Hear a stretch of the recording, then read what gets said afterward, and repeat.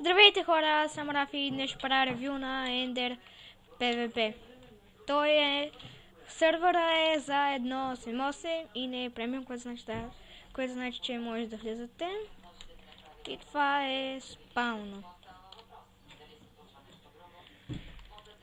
Тук пише, искаш фри ранг, отиди на Warp фри ранг, как да станеш ютубър, отиди на Warp ютубър, как да си смениш скин сет име, как да си направиш резиденция, отиди на Warp Press Info, искаш SMS админ, отиди на Warp Ranks, искаш фри ранг админ, трябва да волт 100 пъти волт, имаш въпроси, пиши на Skype Треско 2.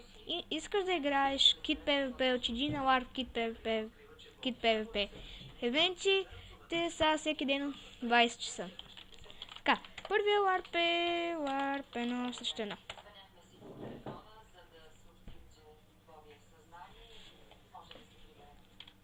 Това е Warp 1/1, така може да правите PvP.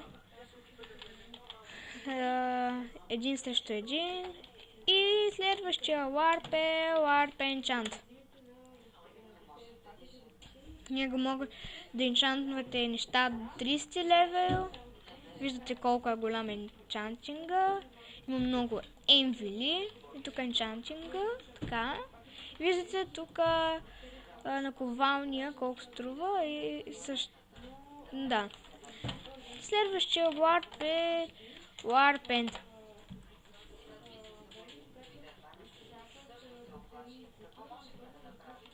Виждате, това е Warp End. Има малък спаун. И след Bedrock има PvP. И също може да събирате този блок. Тенда.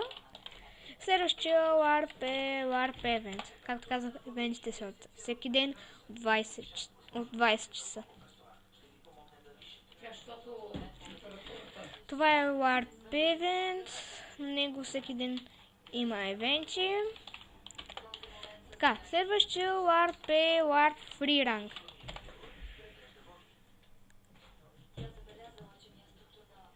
В момента заради.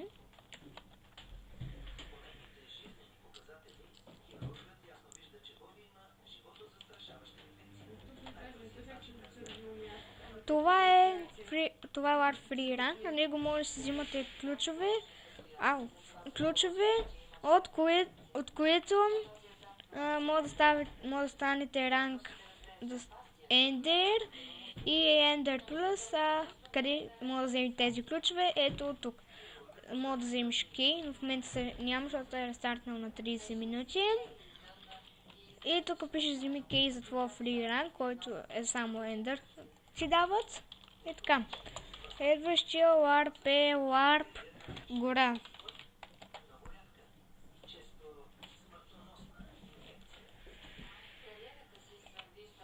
Това е Warp Гора, може да си оцелявате в гората. И има и дърчестове, и е направено яко.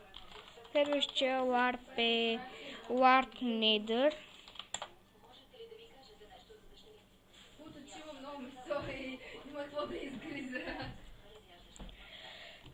Това е Warp Nether, виждате колко е голям и як спауна. И след Bedrock може да събирате от Nether блокове и да правите PvP. Следващия Warp е Warp OPvP.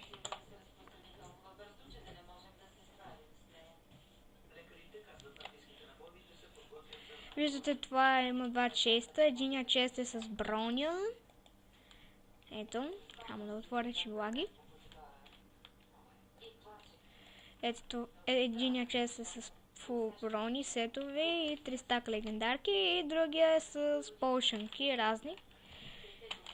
И долу може да правите PvP с фул брони. Следващия Warp е Warp Ranks.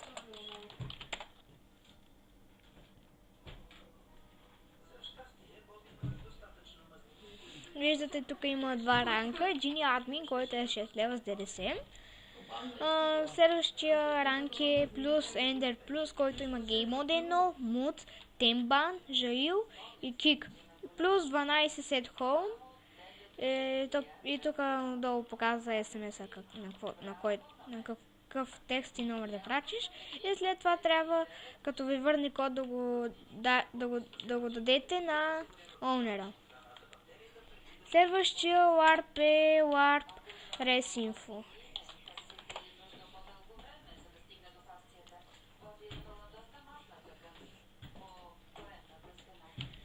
Виждате, тук има информация за как се прави рез, как се маха рез, как се маха човек от рез, как да пуснем PvP в рез и така.